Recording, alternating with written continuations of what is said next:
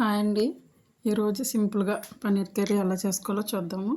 First ఉల్లిపాయలు ఒక 5 తీసుకున్నాను, టమాటా ఒకటి, ఒక ఒక 5-6 జీడిపప్పులు కట్ చేసి పక్కన పెట్టుకోవాలి. పన్నీర్ కూడా బాండి పెట్టుకొని 2 టేబుల్ స్పూన్ ఆయిల్ వేసుకోండి. కట్ చేసుకున్న ఆనియన్స్, అలాగే జీడిపప్పు కొంచెం పచ్చివాసన పోయేదాకా వేపుకోవాలండి.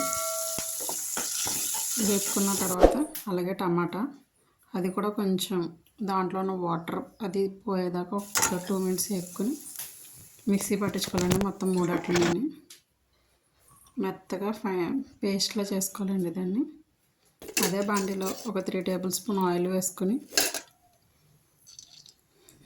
అవి మరుగుతున్న నూనె మనం ప్యూరీ చేసుకున్నాం కదండి, ఆ పేస్ట్ అంతా వేసుకొని పచ్చివాసన పోయేదాకా వేపుకోవాలండి. అలాగే ఒక 4-5 పచ్చిమిర్చి కూడా.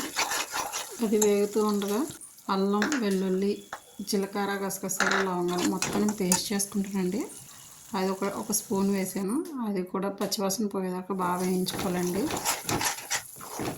వేయించుకున్న తర్వాత మీ రుచికి సరిపడగా ఉప్పు, కారానికి సరిపడగా కారం వేసుకొని అది కూడా బాగా వేయించుకోవాలండి. కొంచెం కారం మరీ ఎక్కువ వేయిస్తే కూర నలిపొచ్చేస్తుందండి. ఒక గ్లాస్ వాటర్ వేసుకోవాలండి. అది మరగాలి.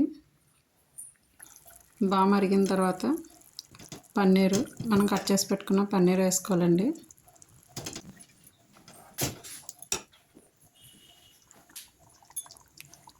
అది కొంచెం ఉడికేదాకా మూత పెట్టుకొని ఉడికితే పైకి ఇలా ఆయిల్ తేలిపోతాయండి. తర్వాత కొంచెం కొత్తిమీర వేసుకొని ఒక 2 మినిట్స్ ఉంచి కొంచెం దగ్గర పడ్డాక కట్టడమేనండి. అంతే అండి, సింపుల్ అండ్ టేస్టీగా పన్నీర్ కర్రీ రెడీ అండి.